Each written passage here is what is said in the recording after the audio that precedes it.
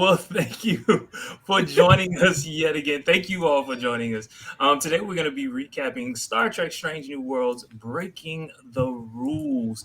Specifically, Spock and crew must rescue La'an and discover a plot to lunge the Federation and Klingons back in the war. Number one is seeking counsel to represent her. Dr. Mbinga suffers from the recent war with the Klingons. Spock is sensing feelings that he cannot comprehend. The Federation prepares for war with the Gorn. The Enterprise gains a new chief engineer by the name of Pelia, played by Carol Kane. And we're back at it. Awesome. Are we gonna do? Awesome. Are we gonna do footage or no? That's a nice short recap. I like that. Do you want to do a longer one? Nah. No. No. Just zip Okay. through it. All right. Let's go to the intro. Like.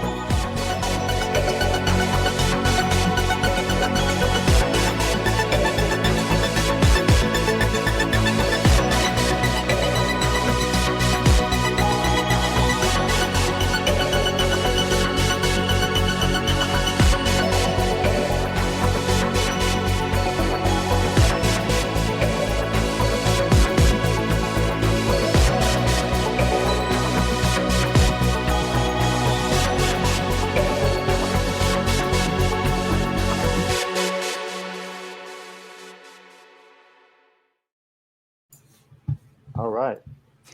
Before we get started, I want to welcome Jesse and Fern to the show. This is their first time. Glad to have you here. We're excited to be here. You looks like you understood the homework. Right. They are showing the rest of us up. Right. 100%. It's okay. It's okay. Yeah. So, look, before we get started, what were your general thoughts about the first episode of season 2? Let's start with Roy. Boris Or maybe is looking at me. Okay. Jason. Roy is reaching us from the Galactic Rim, and so it's a little bit of a struggle. William Sorry, Wofford I is thought you joined. muted. There, I am muted. What's up, guys? I liked it. I enjoyed it. Jason likes something? It's weird too. I'm gonna tell you what I don't like. I just got here. We know, Jason. We know. I just arrived. It's weird to. They haven't really set us off. I don't think of what the whole season is going to be about. Really, we sort of started off with space dock and It's a Gorn. Yeah, I think it's It's going to be a Gorn It's conspiracy. going to be about the Gorn. It's Yeah. really giving Undiscovered Country. I feel like they're trying to start a Klingon war. It's gonna like let you know how long have they been trying to reignite the Klingon war. I like that. I was kind of hoping for like a decent. I understand. Hey, let's go back to the TNG, TOS, late TOS, early TNG Klingons. Yeah, why not? But like, I was kind of hoping like, and I know Jason objects to this, but I was kind of hoping like with all this new or reignited stylistic choice of Klingons that were like, hey, we just kind of like always been here. We just didn't tell you guys because there is a certain group of us that look human, but we don't really claim them. I just like I enjoyed like the more like in Discovery. I like the extension of art and culture that they put into them with the different uniforms and different dress, different color skin, different. They look like lizards. Well, they're aliens.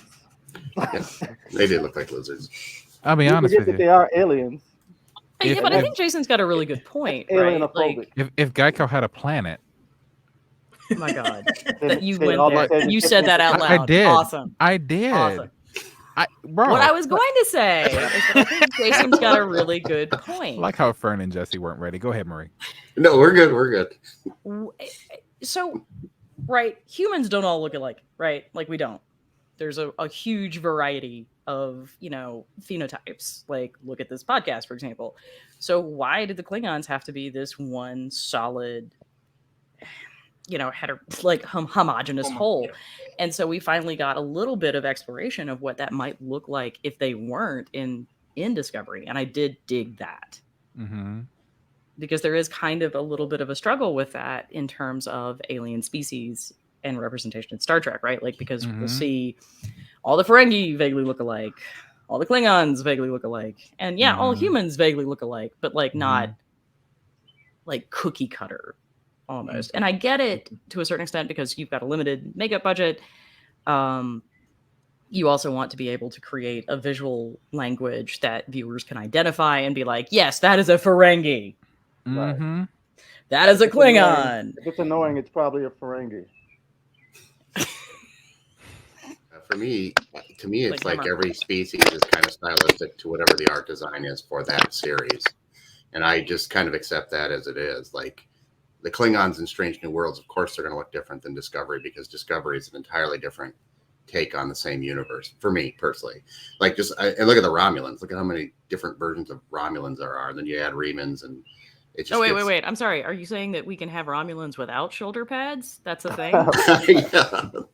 But they still have bangs, so we're good. Oh, God. Oh, God, those bangs. I just want to say, and we know it was for budget reasons, and I'm not going to say the name because Marie will shoot me, but it's like in Enterprise, you saw the Romulans and Remans, and I'm going like, if I didn't know any better, I'd say they just walked straight off of one set and just walked right into this set.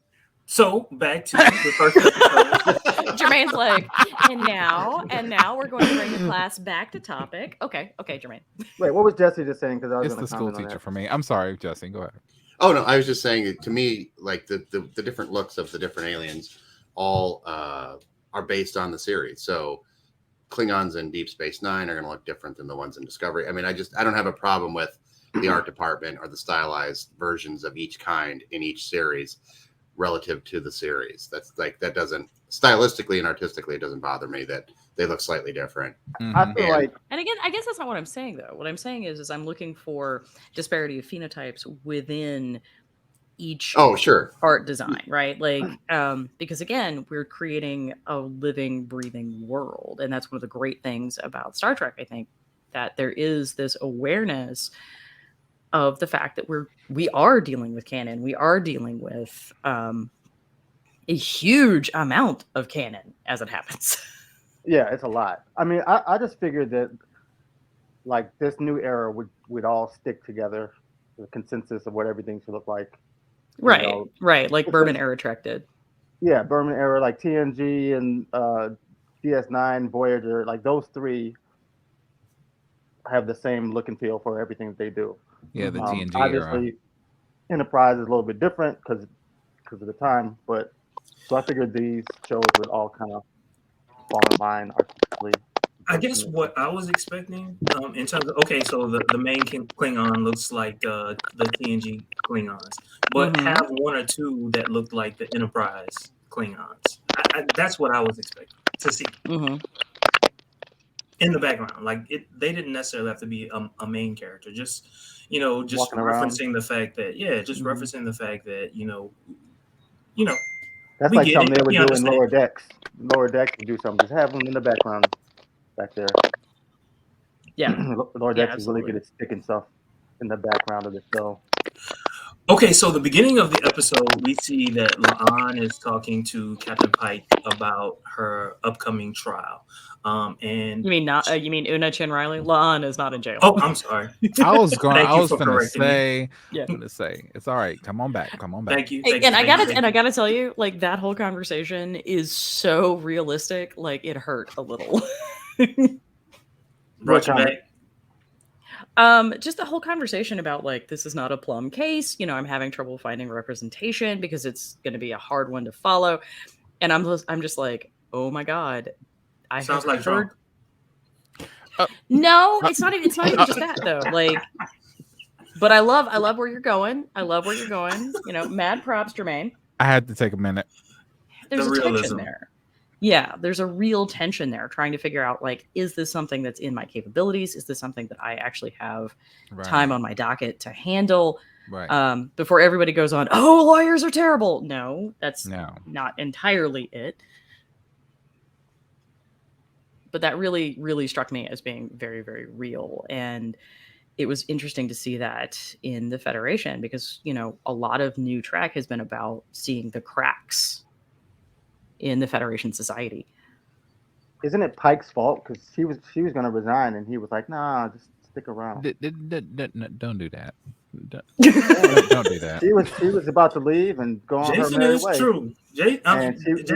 No. So fun fact: there would have been a real question as to whether or not Starfleet would have accepted her resignation, and also a secondary question of whether or not that resignation would have excused her from culpability and also criminal liability for having lied on her application to Starfleet. Fun fact about the UCMJ, if they discover wrongdoing, they can actually pull you back to active duty to prosecute you. I guess my real question in all of that is, how did Starfleet find out?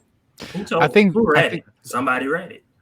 I mean, yeah, or there was a whole conversation, or it's also entirely possible that Una did it, right? That in her report, when she filed all of this, she had a conversation, like she included that information because there's probably very real criminal penalties for falsifying logs.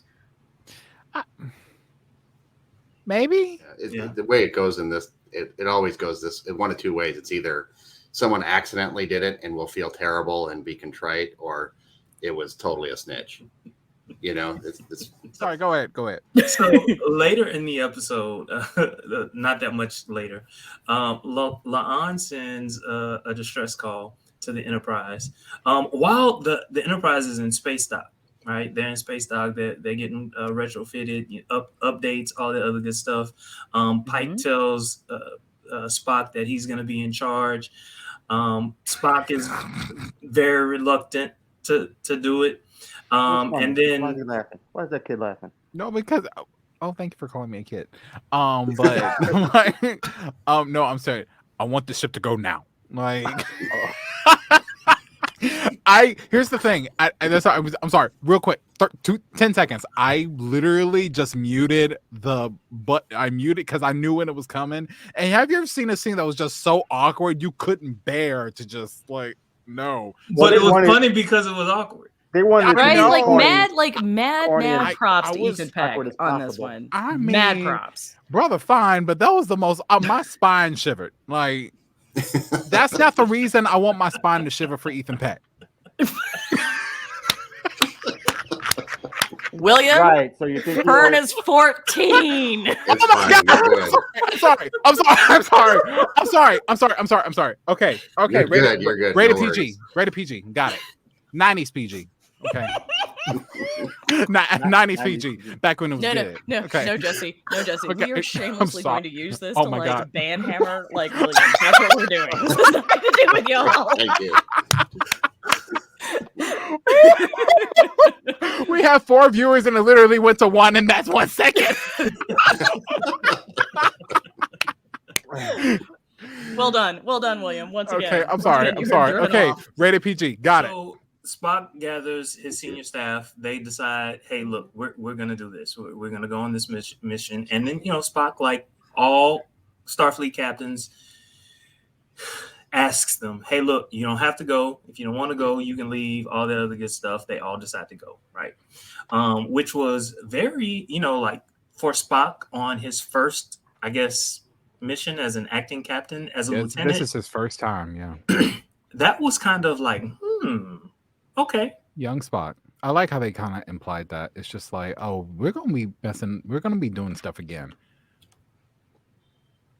And we're just going to try to blame it on, Spock being emotionally dysregulated right now. But no, this is really who Spock is. So Jason. I don't like that. We know. Oh my God. Here it is. Do they have to pound more emotions in the Spock? Yes, they do. You guys do like that? Because apparently Ethan Peck cries really prettily, and I am here for it. And on command. I know, right? I wanted to hug him so bad. I mean, you want to hug him for a number of reasons. You like when he cries? I have to use the word hug right now. Okay. I just always found way more emotion in Spock when he didn't show any, and I was one something Leonard Nimoy did well when you knew what he was thinking and you understood when he was happy. But that's 10 years from now. Mm-hmm. That's 10 years from now. He's still getting his stuff together. He's not got it dialed in yet. How old is Spock at this point? Like, I just want to remind everyone that Jason said that Spock was being pounded. What? I didn't say. Anyway, so I did not say pounded. When did I say pounded? Jermaine, I love you so much. Jermaine, right I'm trying to be good right now. You cannot be doing that. No. No. You said how much emotion can they pound into Spock? I guess that's not better, Jesse. That is not better. That's worse. Sorry, for the record. Like, I'm pretty sure Vulcans have emotions when they stop. Stop. I'm glad Roy wasn't here. Anyway. Hey guys, how about some Unox? Right. Okay. I'm sorry, Jason, I love it. Like, we are all like, we're going to be good. We have new friends. Like, we're going to behave. Literally, we are already off the rails. We are already off the rails. We have it wasn't even us. It was Jermaine. I'm gonna say I'm being good. Like, no, you're not. But you're right. I'm not. But like, Jason, I cut you off. Jason, I'm sorry. I think I was done. I was done. And just like Spock, Jason shows more emotion when he doesn't show emotion. Probably. That's why that's my home. Mad props, my friend. Mad props. Oh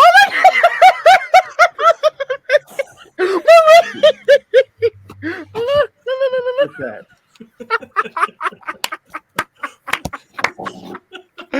All right, Marco. I'll be good. I'll try. I need some Oreos. Anyway, I want everybody to know I am not actually saying anything. I am letting that pass. It's 10 years before the Spock we are familiar with Leonard Nimoy, so it's he just like in Alec Guinness and Obi-Wan. It's the same thing. So do you feel like they are using that narrative for this? That they're actually thinking that? Well, let's give them. It's 10 years before. Yes. I absolutely do. I think they nailed it with Pike on Discovery.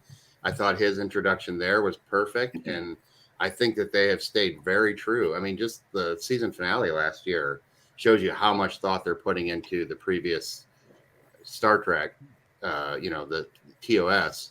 I think they're very considerate of it, and I think they're very careful with the property, and I don't think anything's accidental. I don't feel like it is so far.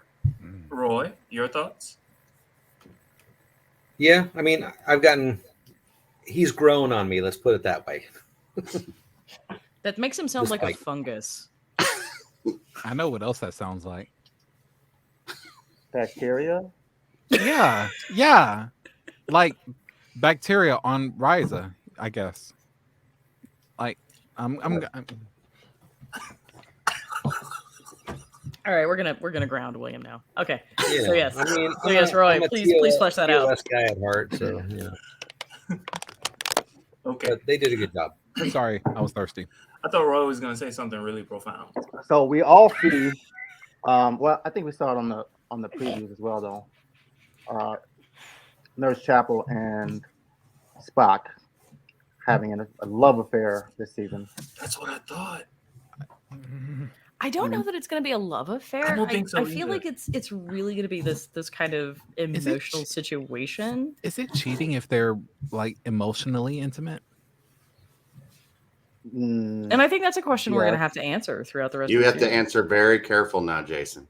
I said, if you are emotionally, you're not kissing, you're not holding hands, you're not doing nothing. But if you are emotionally intimate, is that considered cheating? I think most people would agree that it is. Because emotional intimacy requires your effort and your brain power and so you're going to have that person is occupying part of your brain more than this other person's occupying it. So shouldn't go down like that. It's actually probably worse. Yeah, I think it's worse. Right, because emotions have I was gonna say emotions have a long lasting effect than the physical. The physical is like icing on the cake. Like I think that depends on the person. Just like okay. Interesting.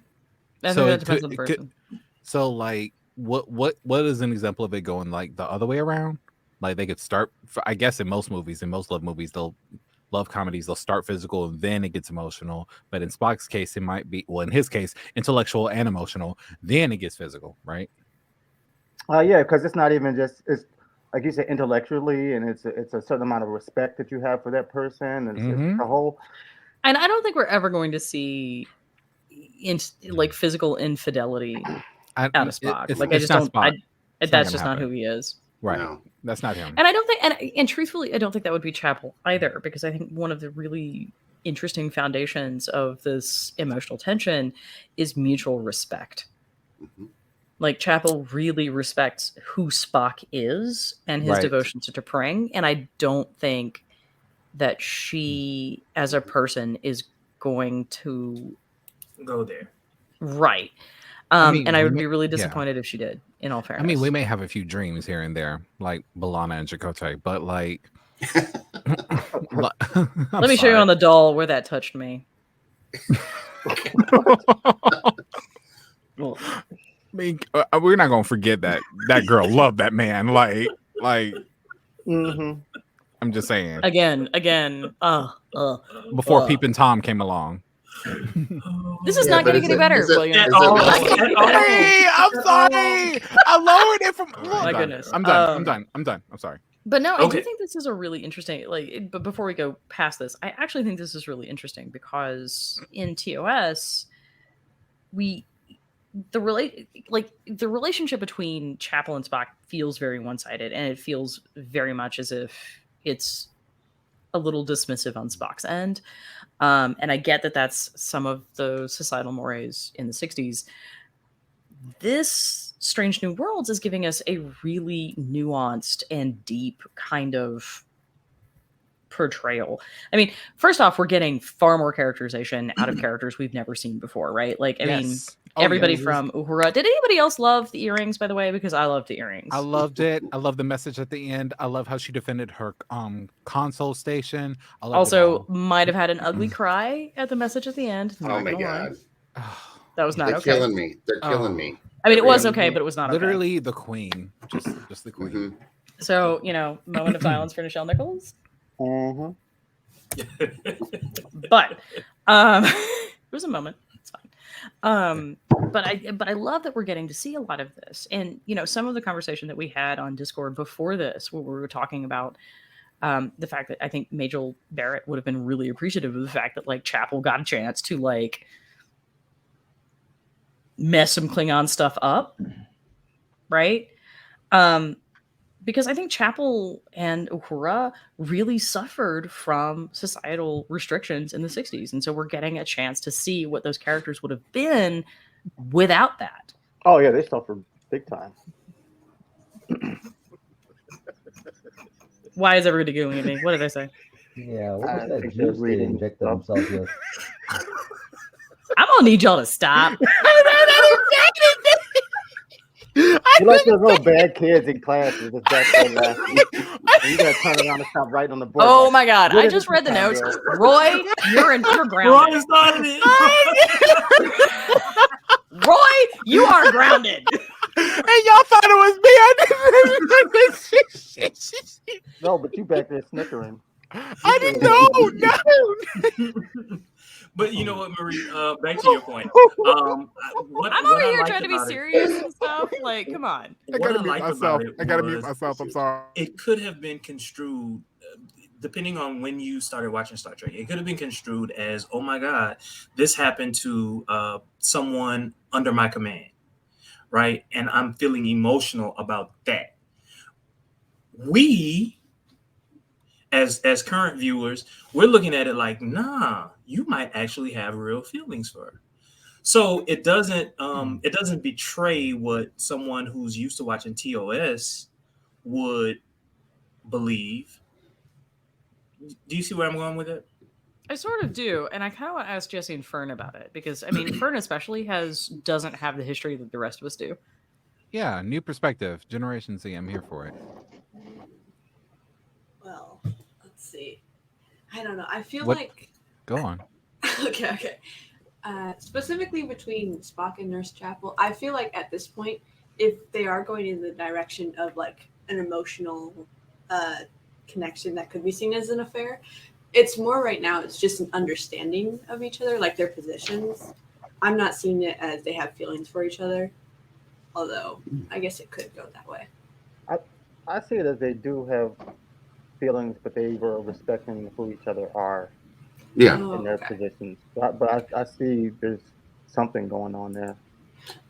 So if you have feelings for each other, but you're not acting on it, what does that make y'all? A love triangle? No. Adults? It makes you, really? Well done! Well, you can't go around just jumping on everybody you have feelings for. No, that's what I'm saying. They're not doing anything. They have a mutual respect for one another. So if you have feelings, deep, intimate feelings for one another, but you're not remotely acting on it, what does that make y'all? I think Jesse's right. Adults. Yeah, adults. And actually, it's one of those things I appreciate about Strange New Worlds right out of the gate is the intensity of all the relationships. I mean, Pike and Spock have an immediate and intense, deep friendship that's like that you hope to have a friend like that at some point in your life, which totally sets up what Spock does in TOS when he steals the ship and goes and gets Pike and brings him back. Right, in imagery. Right, exactly. Like it. I just think that if you look at all their, one thing that the show really nailed right out of the gate was the friendships of everybody, like. From the pilot to the engineer, like everybody is there and has each other's back. The thing I really like about it beyond that is it shows how professional this Starfleet makes them and how what they all are trained military professionals. So Nurse Chapel knowing how to kick some ass makes sense. The doctor knowing how to do it, so I think I agree. I don't remember exactly who said it, but it really just takes what was there in the initial in TOS and expounds on it in a way that makes sense to us, like in a contemporary audience. Because that's exactly what we asked for. It's just like we asked for an expansion, but in a modern light. Right. Yeah, it is what we asked for. But I like to your question. If you ask, like, what does that make them? I mean, I didn't call the popos. I swear. Something that you would expect. I didn't. Like, I mean, as a grown person. If you get married, despite your feeling for somebody else, that's not what you do. Like just because you see somebody else, that person's really beautiful. I totally respect their job and whatever. You don't, despite what you think about them, you don't move towards those feelings. Proud of us. Speaking of feelings, Will, are you hopped up on goofballs? Man, I'll tell you after the show. Speaking of feelings, Jermaine, please save us. So Spock goes to see Dr. M'Benga. Spock is feeling stressed. M'Benga says, I'm going to give you an earth remedy. You should learn or you should play music. This is good. Now we get to see how he, took up the lyre. Yeah. Yeah, because he played that in the original. I was trying to think of a Vulcan name for violin, and then I just said, "Oh, it's a violin" because it has a V in front of it. And then in walks Chapel, and his stress levels go sky high. I mean, like you. Look, numbers don't lie. Chapel walks on screen, and my stress levels go high. But like that has nothing to do with it. I'm just saying, blowing that out of the water, like, and he just totally told on Spock, like, man, when you walked in the door, he went whoop. The level. Our children here on this show. Our children here on this show. Hey, I was talking about the level. You know what? You're gonna make her ignite in cancellation protocol. Don't do that. Anyway, well, they're gonna cut the show anyway because you put on copyrighted material. Material. Okay, Medea. All right. carry in on. all fairness, I think Yo, Jason, what are you? Jermaine, what are you hopping on over there? all right. So in all fairness, like I think this is actually one of those visual moments that kind of undercuts like Fern's assertion that it's not an emotional connection. Sorry, Bern.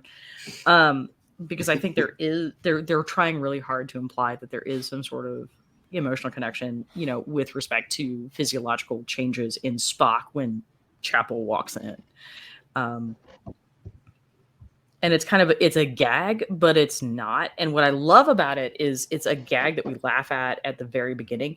And then we move toward the end of the episode where he's trying to save her. And then we realize that there is actually something significant there. Yeah. Because he thinks he just killed her. No, he does think he just killed well, her. He does think that, yeah, he does.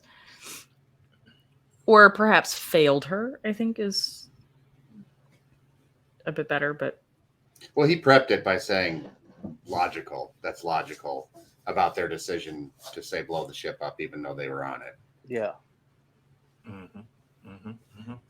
Okay, so it got kind of deep. So going in the opposite direction, when Spock tries to take the ship out to meet La'an, they force a situation where the ship the Enterprise has to leave space dock. But in walks Pelia, and oh my gosh, did not fail to impress. All I asked for the past 3 months was I need to see one conversation between her and Spock, and that was the first conversation, and I lived for it. I lived for every minute of it. But can someone clarify something for me? I know she's not a Lorian, but I think they kind of gravitated towards that. What species is she? She's a lanthanite. And what's a lanthanite? Are they cousins? Well, we don't know. Actually, I think it's the first appearance of a lanthanite. It is. This is the first appearance of a lanthanite. This is going to be a new species for this season of Strange New Worlds. Okay, a lanthanite, and they have been here on Earth for however many thousands of years. They have been living alongside us. They are apparently an extraordinarily long-lived species. And that's all we know right now. That explains a lot of Earth's mythologies and stuff. So that is, I mean, I don't know. Maybe she's a vampire. Who knows? Hey, wouldn't surprise me. And I really love that we now have this Amanda Grayson connection. By the way, yes, that's what I loved that, and you know, just the way in which she introduced it. She said, "When I came out, I was like, hold up. Wait a minute." I knew. I thought of you actually when she said that. I ain't gonna lie. I tilted my head. I said, I would have thought. Now, I knew what she meant, right? But at the same time, Spidey senses were like, I would have thought she would have came out earlier than that. I mean, that couldn't have been that long ago, right? I mean, and she's been apparently tooling around Earth for hundreds of years. Really excited to see what they're gonna do with Pelia, actually. Yeah. And and I loved like this vaguely kind of just on the edge of creepy excitement she had going. I mean, she said, "I'm bored." I'm sitting there going like, you know what? I believe you, because that's an honest answer. That is an honest answer, because you're not going to hold anything back. I like your character already, because most of the time character development comes from long, heartbroken secrets that we don't find out until over halfway through the season. Girlfriend, she was just like, I'm bored and I want to get on the ship. Y'all look like y'all have fun. I'm going like, see? So also a little bit later in the show, Dr. M'Benga and Nurse Chapel are talking. This is after they discover the Federation ship that the Klingons and ex-Starfleet officers are building together. So they're in, I guess, their sick bay. They're in their sick bay, and then they're realizing, hey, you know, we've got to do something about this. And there's a conversation that occurs between Nurse Chapel and Dr. M'Benga. And it's alluding to the Klingon War that was had, and they make a decision. And in the decision that they make, they decide that they're going to use some type of I don't know what it's called. Does anyone know what it's called? We're gonna call it Federation Super Soldier Drug. I mean, yes, but out. I was hoping this is the part where I was hoping that they would expand on this vial, because it's like, if you really think about it, it could be, except for humans, because they, Phlox found the cure. It could be the same vial that the Klingons were using to genetically modify them to become genetically enhanced. So no, I legit think that that's not the illusion that they're making. I actually think that Jermaine has hit on the correct word, because I don't think it's an accident that the color is green. Oh yeah. Because I think they're talking to a visual language that we would all recognize. And so like they and we do, right? Like, I mean, we do have a shared cultural heritage that involves the Hulk, who is what color? Green. The green one's green. Super green. That one, I know. So I think that's literally the conversation. Now, admittedly, and I don't even know if we can say this on YouTube or not, but I mean, we do know of certain chemical substances that make you less cognizant to pain, and that actually has ramifications for law enforcement. I'm kind of oblivious to that, actually. Like, I was trying not to say it. Yeah. What's that? Yeah, no, we can't talk about that. We can't? No, we're not. We're not going to talk about it. But I will explain it to you in a call. I promise. I thought it meant like personal care physician or something like that. I thought here's the thing. I'm actually serious. Like, I don't know that. Okay, I'm sorry. Okay, I really don't. Go look I up will Rodney call King. you later, William. Okay. Go look up Rodney King. Rodney King. And come back when you're done. Okay. Y'all are killing me here. He's looking it up right now. God. He took himself out. Anyway, so Starfleet sanctioned chemical. Mm-hmm. I don't think it's sanctioned. And we know. Well, no. We know, actually. Well, not necessarily Starfleet sanctioned.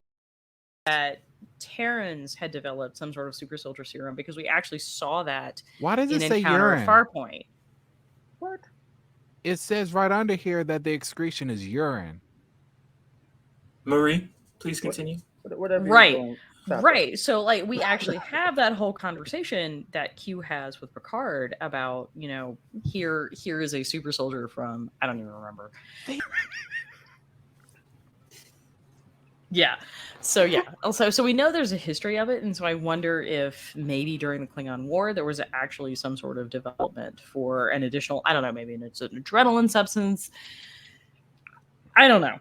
But the fact that, Joseph Mbenga has been carrying this around just sort of points to the level of trauma that he's experienced. Not one, but two vials. Right? I have a question. What was Mbenga's history with the Klingon War? Because it's kind of on par to what Miles know. It sounds like Miles O'Brien. First of all, he's a doctor. He's a medical doctor. I assume that there's a lot of... Thanks, Marco. No, Marco. You are wrong. Thank you.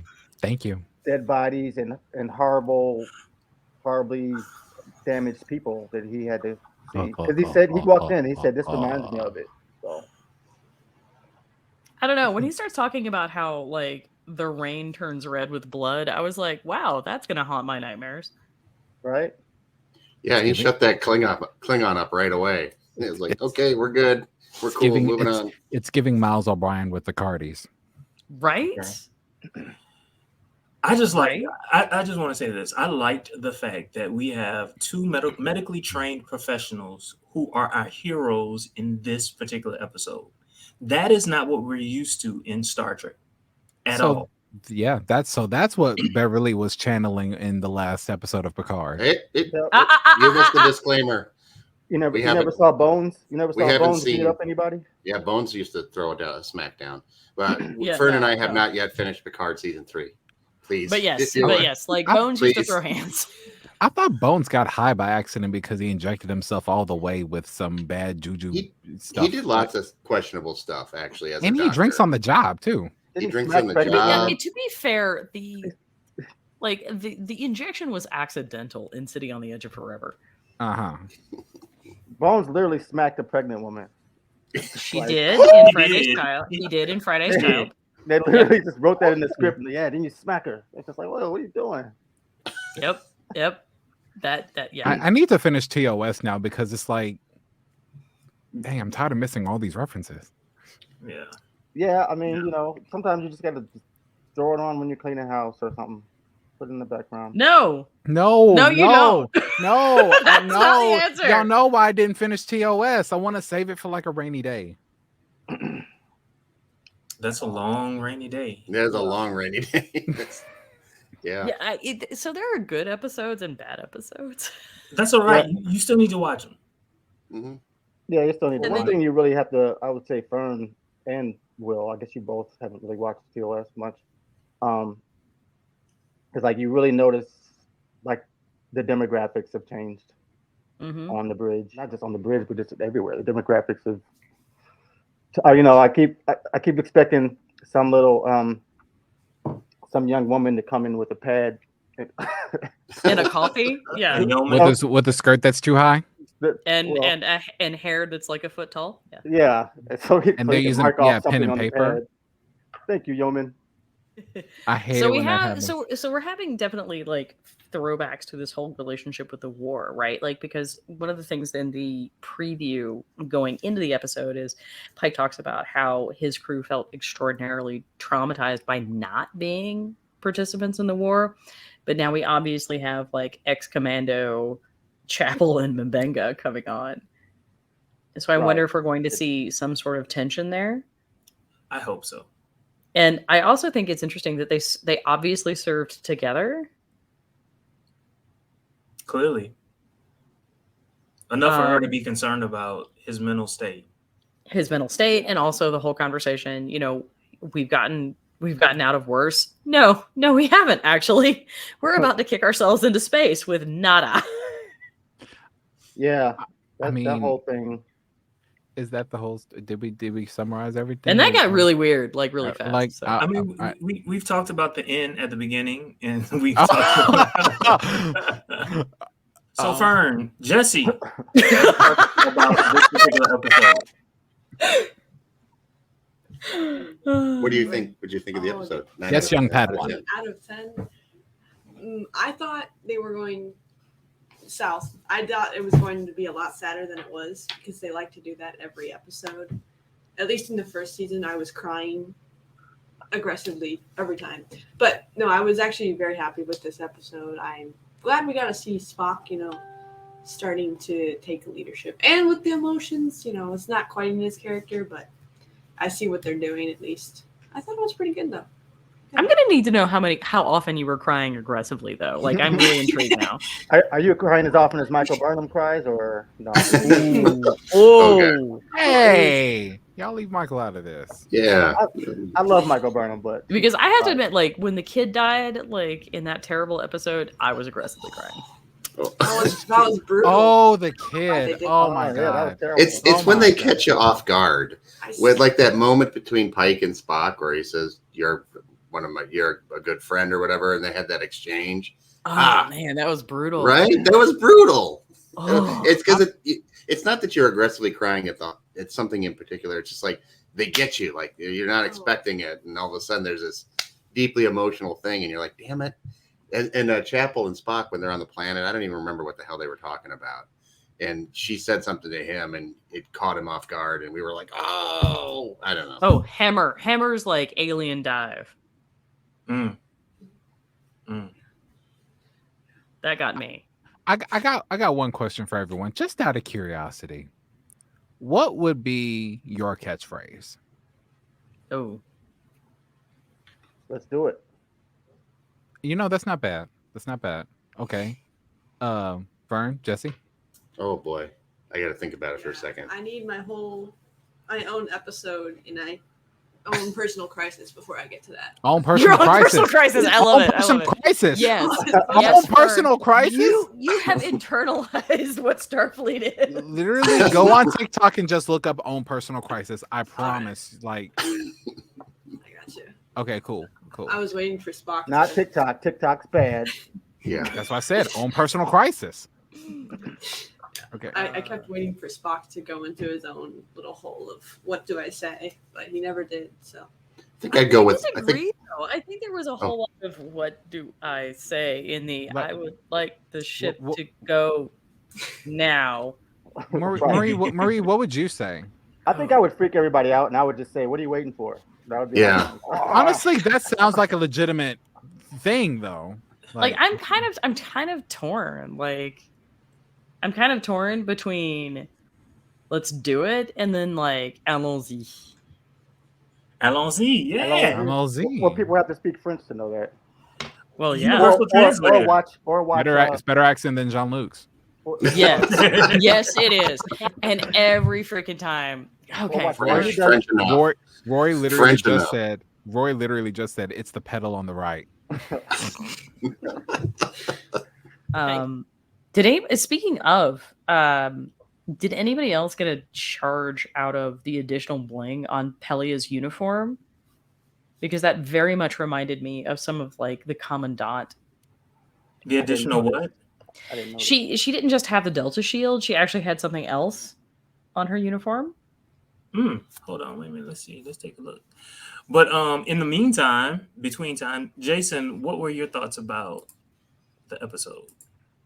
I like that. I like that we got something new from the doctors. A nice action scene with them. Even though I still want to know what that juice is. I'm surprised we didn't have much of Pike in this show, but we needed to have Spock step out and spread his wings a bit. So that his ears. His ears. Spread his ears. Those ears. Baby New Year reference. But yeah, look, you actually see additional bling on her uniform, which is not something we actually see a lot of. What's fun about TOS is, I don't know if you guys remember, but like the Delta Shield was limited to the Enterprise crew. They actually had different insignia shapes for different ships. And the space station commandant level was actually a circle with a lot of extra like bling attached to it. And that's kind of what the insignia that we see in addition to the Delta Shield on Pelia's uniform reminded me of. Well, you know what? I just want to see her in more Star Trek, not just Strange New Worlds. I just want to see more of her. I think her character I think she brought that character to life with the limited script that she had. She brought that character to life. Part of it was, her speech pattern. I get it, but I loved it. Can y'all please be real with me and admit that her speech pattern reminded you of Troy from TNG season 1 and 2? She reminded me of like bad Dracula accents, honestly. Well, that's what more than Troy, which is why I kind of wonder if we're going to see Lanthanites as maybe the basis for like vampire legends. I hope they do something crazy with it, like something like where they give a whole 21st century backstory, and there she is, like, and she was this famous actress named Carol Kane. Yeah. Right. If they do that, it's life. It is Lanthanites. Well, we passed our hour, so I think we're diving. You got Roy to laugh. Come on. Okay, what our viewers do not know is that Will is over here in private chat going, I have a catchphrase that I can't say on air, and the rest of us are like, please don't. Please don't. Oh my god. And this is not even, and guys, just want to make this clear, this is not even a Jesse and Fern issue. This is just a please God don't, Will. Look, I didn't say anything. I just typed it. Like, it doesn't even because make that's sense. So much better. It doesn't even make sense. He'd be captain of the USS Phallus.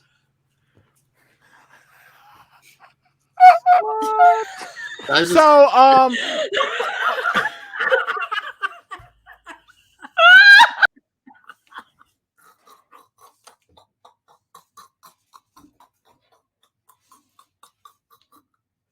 I hate all of y'all. No, you don't. You love us so much, Jermaine. Y'all, I'm done. I'm so done. Well done. Me and Spock are done with y'all. Well, everyone, thank you all so very much for joining us. Please don't forget to like, comment, subscribe, and share. Huge welcome to Fern and Jesse for yes, thank you. Welcome. Really appreciate it. It's really their fun. wagons to this sinking. This is ship. our TNG spirited cast crew. We just goofy and like It's awesome. We and then there's you. Right. Yeah, I'm the patriarch. Yeah, you were the straight man today. You are? I don't know. I don't know if I'm older than Roy. What I meant was. Marie, I didn't say that. Giving jokes today. Marie, I did not say that. Normally, Jason gives nothing but jokes, and I gave some jokes. Yeah, you did early on. No. Jason's always a straight man. Do you guys remember when he was just like when he caught me red, like flat-footed? Is Roy bored? No, Roy is judging us for our lack of emotional maturity. That's what it is. Again, thank you all so very much for joining us. Please don't forget to like, comment, subscribe, and share. Don't forget to hit on the notification button because you want to know when we're on live. Okay? All right. See you all. Have a great one.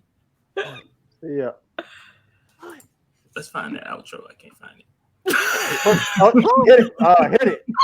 Engage it. Whatever it is. Punch it.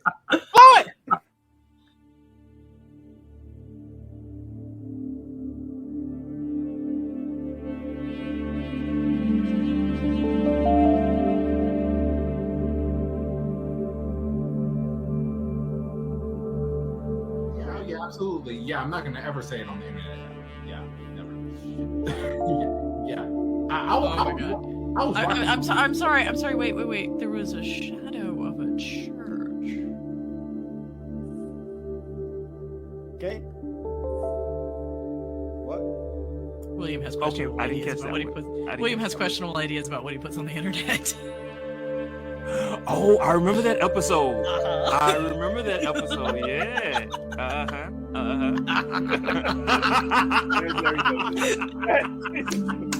Wait. What?